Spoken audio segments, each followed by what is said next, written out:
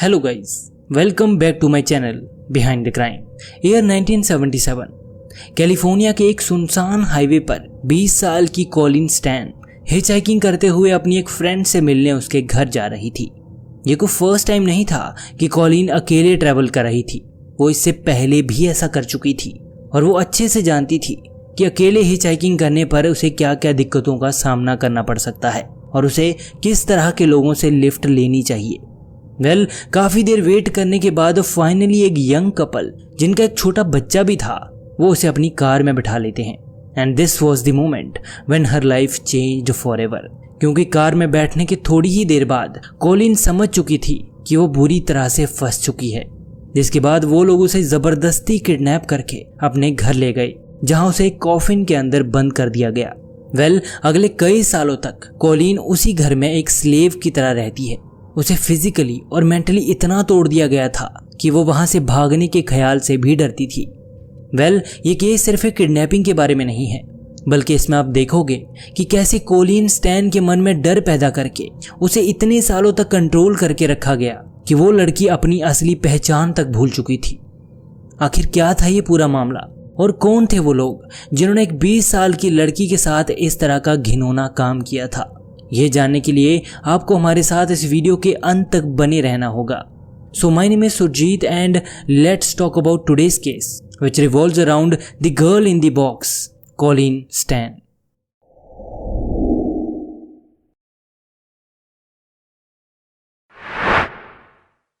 On 31 दिसंबर 1956 Eugene Oregon में रहने वाली एक कैथोलिक फैमिली में कॉलिन स्टैन का जन्म होता है। कॉलिन अपनी तीनों बहनों में सबसे बड़ी थी और वो अपनी फैमिली में सबकी फेवरेट भी थी। वो काफी छोटी थी जब उसके पेरेंट्स एक दूसरे से डाइवोर्स लेकर अलग हो गए थे, लेकिन इसके बावजूद उसका बचपन काफी स्टेबल था। उसने अपनी स्कूल की पढ़ाई कंप्लीट करी और उसके बाद वो एक रेस्टोरेंट में एज अ वेट्रेस काम करने लग गई थी। कॉलिन को ट्रैवलिंग करना काफी ज्यादा पसंद था और इसलिए जैसे ही उसे मौका मिलता तो वो अपना बैकपैक उठाकर अकेले ही घूमने निकल जाती। गर्मियों के दिन थे और कैलिफोर्निया में रहने वाली उसके एक फ्रेंड का बर्थडे भी पास आ रहा था। कॉलिन डिसाइड करती है कि वो कैलिफोर्निया जाएगी और अपनी फ्रेंड को सरप्राइज करेगी। और 19 मई 1977 की सुबह कॉलिन कैलिफोर्निया जाने के लिए अपने घर से निकलती है। वो हर बार की तरह इस बार भी अकेले हिचहाइक कर रही थी, जिसके बाद वो कुछ लोगों से लिफ्ट लेकर कैलिफोर्निया के रेड ब्लफ एरिया में पहुंच जाती है, लेकिन वो अपनी डेस्टिनेशन से अभी भी 2 से ढाई घंटे दूर थी। कॉलिन अकेले उस सुनसान हाईवे पर खड़ी होकर लिफ्ट मांग रही थी, लेकिन कोई उसकी मदद नहीं कर रहा था। काफी देर वेट करने के बाद फाइनली एक कार आकर उसके सामने रुकती है, जिसमें एक कपल अपनी छोटी बच्ची के साथ कहीं जा रहा था। कॉलिन को ये देखकर काफी ज्यादा सेफ फील होता है और वो उनके साथ उनकी गाड़ी में बैठ जाती है। कॉलिन खुद को इंट्रोड्यूस करती है और वो दोनों हस्बैंड वाइफ उसे अपना नाम कैमरॉन और जेनिस हुकर बताते हैं। उसे कार में बैठे हुए अब काफी देर हो चुकी थी तो वो नोटिस करती है कि कैमरॉन जो कि कार ड्राइव कर रहा था वो बार बार कॉलिन को देखे जा रहा था, जिससे कॉलिन को थोड़ा अजीब लगता है और वो कैमरॉन के इस बिहेवियर से थोड़ा अनकंफर्टेबल फील कर रही थी। खैर, इसकी कुछ ही देर बाद कैमरॉन एक गैस स्टेशन पर अपनी कार रोकता है और वहीं कॉलिन भी वॉशरूम जाने के लिए कार से नीचे उतरती है। जब वो अंदर वॉशरूम में अकेली थी तो एक बार के लिए उसके मन में एक ख्याल आता है कि वो यहाँ से भाग जाए, लेकिन फिर वो अपने डर को थोड़ा शांत करती है और वापस जाकर उसी कार में बैठ जाती है, क्योंकि उसे लग रहा था कि शायद वो ओवरथिंक कर रही है और भला एक फैमिली उसे क्यों ही नुकसान पहुंचाएगी। खैर, अब उन्हें गैस स्टेशन से निकले आधा घंटा हो चुका था, जिसके बाद कैमरॉन उससे कहता है कि हम लोग यहाँ पास ही में केव्स देखने जा रहे हैं and if you don't mind तुम भी हमारे साथ चल सकती हो, हम वहाँ पर ज्यादा टाइम नहीं लगाएंगे। यहाँ पर कॉलिन के पास हाँ बोलने के अलावा और कोई ऑप्शन नहीं था और इसके बाद कैमरॉन कार को एक कच्चे रास्ते की तरफ मोड़ लेता है।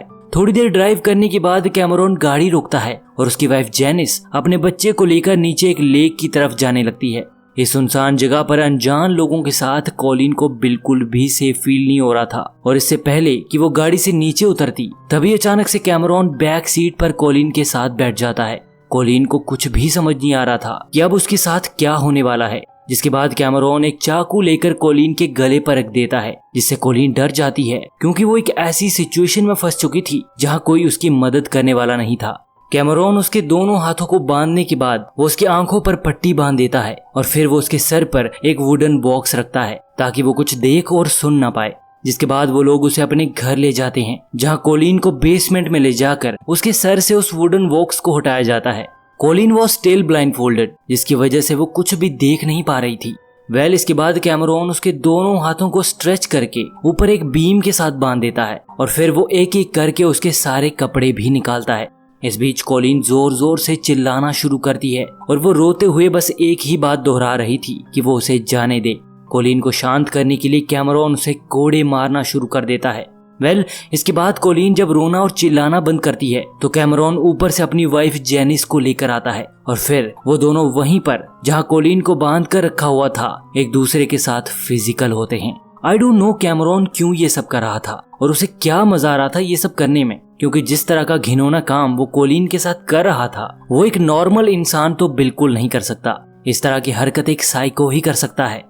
इसके बाद नेक्स्ट मॉर्निंग कोलिन को एक बड़े से बॉक्स में, जिसका साइज एक कॉफिन जितना था, उसके अंदर बंद कर दिया जाता है। उसके अंदर कोलिन का सांस लेना भी मुश्किल हो रहा था और अंदर ही अंदर उसे ये भी लग रहा था कि शायद वो ज्यादा दिनों तक सरवाइव ना कर पाए। कोलिन को पूरा दिन उसी बॉक्स में रखा जाता और कैमरॉन उसे तभी बाहर निकालता जब उसे रात में कुछ खिलाना होता था।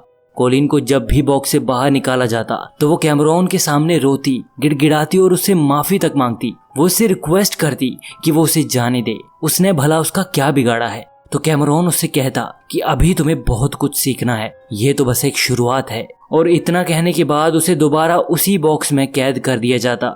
कुछ हफ्ते बीत जाते हैं और जब कोलिन वापस घर नहीं लौटती तो ओरिगन में उसके पेरेंट्स को चिंता होने लगती है। वो कैलिफोर्निया में उसकी उस फ्रेंड से भी कांटेक्ट करते हैं जिससे मिलने के लिए कोलिन घर से निकली थी। तो आगे से उसकी फ्रेंड का कहना था कि कोलिन तो उसके घर पहुंची ही नहीं। और ये सुनने के बाद कोलिन के पेरेंट्स बिना को देरी किए उसकी मिसिंग रिपोर्ट लिखवाते हैं।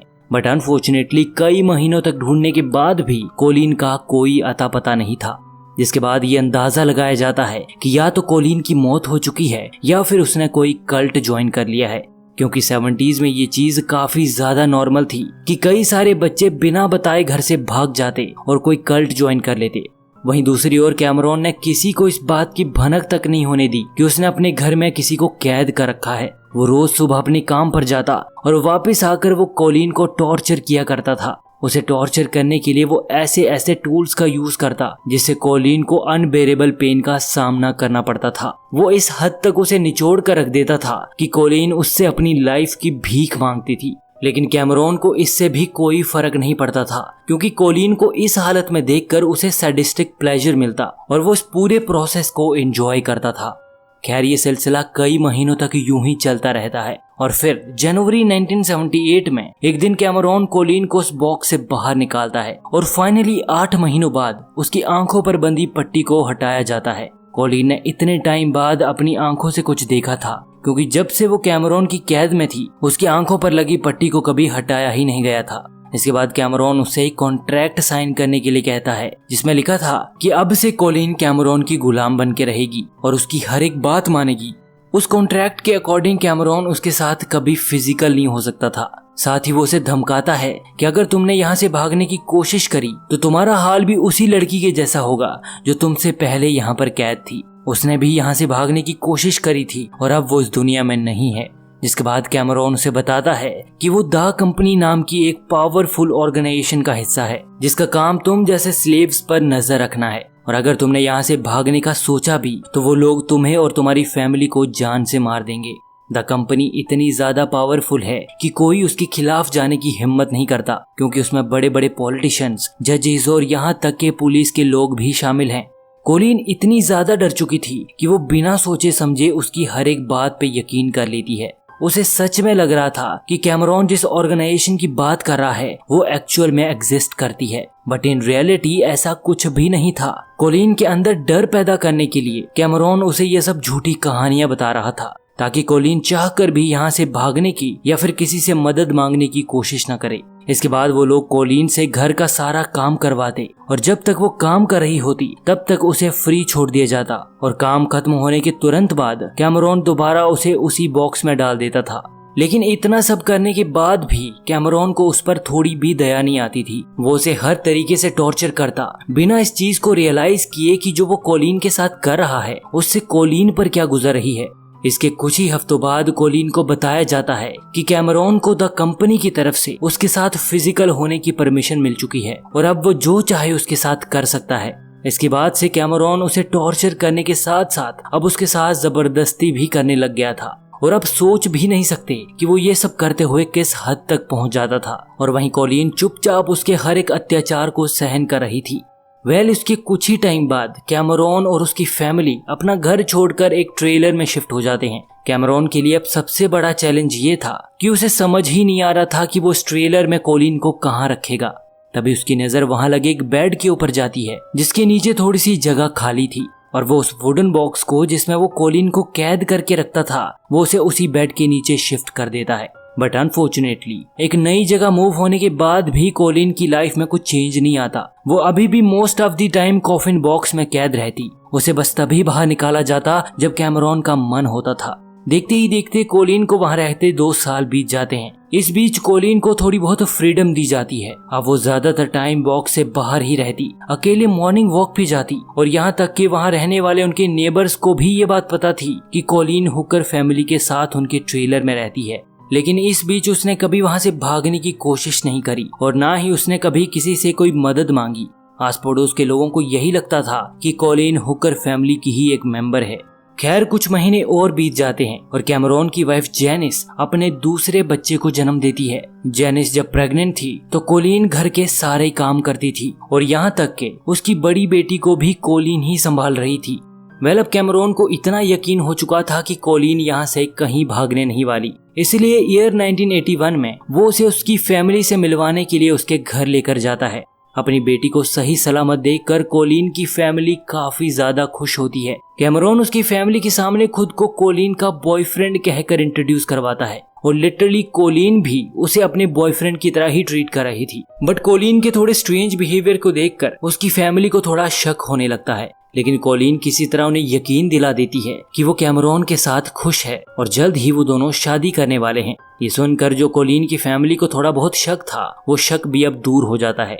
खैर आप जो फोटो अपनी स्क्रीन पे इस वक्त देख रहे हो ये फोटो उसी टाइम की है जब कैमरॉन कोलिन को उसके घर ले गया था। ये देखकर आप अंदाजा लगा ही सकते हैं कि कोलिन की क्या मजबूरी रही होगी कि उसे अपने ही किडनैपर के साथ इस तरह हंसते हुए फोटो क्लिक करवानी पड़ी। आपको बता दूं कि कोलिन को कैमरॉन की तरफ से धमकी दी गई थी कि अगर वहां जाकर उसने अपनी फैमिली को कुछ भी बताने की कोशिश करी तो द कंपनी के लोग उसका और उसकी फैमिली का वो हश्र करेंगे जो उसने कभी सोचा भी नहीं होगा। जिसके बाद कैमरॉन कोलिन को लेकर वापस कैलिफोर्निया आ जाता है। ओरिगन से वापस आने के बाद कोलिन को जो थोड़ी बहुत आजादी मिली थी वो भी कैमरॉन उससे छीन लेता है। जिसके बाद वो अगले 3 सालों तक हर रोज 23 घंटे उसी वुडन बॉक्स में रहती है, क्योंकि कैमरॉन थोड़ा इनसिक्योर हो गया था और उसे लग रहा था कि शायद उसने कोलिन को कुछ ज्यादा ही छूट दे दी थी जिससे वो खतरे में आ सकता था। ईयर 1983 3 साल के बाद कोलिन को एक बार फिर उस वुडन बॉक्स से बाहर निकाला जाता है और उसे फिर से वही आजादी दी जाती है जो उसे पहले मिली थी। लेकिन इस बार कैमरॉन उसे शादी के लिए प्रपोज करता है क्योंकि वो चाहता था कि कोलिन उससे शादी कर ले और वो किसी दूसरी लड़की को कोलिन की जगह स्लेव बना के रखे और कोलिन उसे खुद ट्रेन करे। वहीं जब ये बात जेनिस को पता चलती है तो ये सुनकर उसे बिल्कुल भी अच्छा नहीं लगता और एक दिन जब कैमरॉन घर पे नहीं होता तो वो कोलिन को सारी सच्चाई बता देती है कि द कंपनी नाम की ऐसी कोई भी ऑर्गेनाइजेशन नहीं है जो उस पर नजर रख रही है। दरअसल कैमरॉन ने तुमसे झूठ कहा था ताकि तुम हमेशा उसके कंट्रोल में रहो। साथ ही वो उसे ये भी बताती है कि वो खुद 16 साल की थी जब उसने कैमरॉन को डेट करना शुरू किया था। जल्दी हम दोनों की शादी हो गई और शादी के बाद कैमरॉन का असली चेहरा मेरे सामने आया था जब उसने मेरे साथ भी वो सब करना शुरू कर दिया जो आज वो तुम्हारे साथ कर रहा है। मैंने बहुत बार तुम्हें सच बताने की कोशिश भी करी लेकिन कैमरॉन के डर से मेरी हिम्मत ही नहीं हो पाई। ये सब जानने के बाद कोलिन बिना कोई टाइम गवाए वहाँ से भाग जाती है। वहीं जब ये बात कैमरॉन को पता चलती है कि कोलिन हमेशा के लिए घर छोड़कर भाग गई है तो सरप्राइजिंगली ये सुनकर कैमरॉन की आंखों में आंसू थे। वो लिटरली बच्चों की तरह रोना शुरू हो गया था क्योंकि वो चाहता था कि कोलिन उसी के घर में उसके साथ रहे। लेकिन सबसे बड़ी हैरानी की बात ये थी कि घर पहुंचने के बाद भी कोलिन ने किसी को ये नहीं बताया कि पिछले 7 साल उसने क्या कुछ सहा है, क्योंकि वहां से निकलने से पहले जेनिस ने उससे रिक्वेस्ट करी थी कि अगर हो सके तो वो इस बारे में किसी को ना बताए, क्योंकि कहीं ना कहीं जेनिस को लगता था कि कोलिन के जाने के बाद शायद कैमरॉन सुधर जाएगा। वेल आई डोंट नो कि कोलिन उस वक्त किस स्टेट ऑफ माइंड में थी और क्यों उसने इस चीज को एक राज बना के रखा, क्योंकि अगर किसी इंसान ने आपके साथ कुछ गलत किया हो, लिटरली आपकी लाइफ को नरक बना के रख दिया हो, तो आप चाहोगे कि उस इंसान को कड़ी से कड़ी सजा मिले। लेकिन पुलिस तो छोड़ो, उसने अपने पेरेंट्स तक को ये बात नहीं बताई थी। वहीं दूसरी ओर कोलिन को गए अब 3 महीने हो चुके थे और जेनिस भी अब थक चुकी थी, जिसके बाद वो पुलिस स्टेशन जाकर कैमरॉन के बारे में उन्हें सब कुछ बता देती है कि किस तरह पहले उसने जेनिस को अपना शिकार बनाया, उसके बाद उसने 19 साल की एलिजाबेथ को इस हद तक टॉर्चर किया था कि उसकी जान चली गई थी, और लास्ट में पूरे 7 साल तक उसने कोलिन को अपना स्लेव बना के रखा। पहले तो पुलिस को जेनिस पर बिल्कुल यकीन नहीं हो रहा था, लेकिन जब कोलिन से इस बारे में पूछा गया तो फाइनली वो सब कुछ पुलिस को बता देती है जो उसने पिछले 7 सालों में सहा था। इसके बाद बिना कोई देरी किए कैमरॉन को उसके घर से अरेस्ट कर लिया जाता है और उसके ट्रेलर से पुलिस को एक वुडन बॉक्स, कॉन्ट्रैक्ट की एक कॉपी और वो सारे इक्विपमेंट मिलते हैं जिनका इस्तेमाल वो अपने विक्टिम्स के ऊपर करता था। वेल उस पर लगे आरोप साबित होने के बाद कोर्ट द्वारा कैमरॉन को 104 साल तक जेल में रहने की सजा सुनाई जाती है और वो आज भी अमेरिका की एक जेल में अपनी किए की सजा भुगत रहा है। वेल इसी के साथ ये केस यहीं पर समाप्त होता है। उम्मीद करता हूँ कि आपको हमारा कंटेंट पसंद आ रहा है। अगर हाँ तो इस वीडियो को लाइक और चैनल को सब्सक्राइब करना मत भूलना। अब मिलते हैं आपको नेक्स्ट वीडियो में। Till then good bye.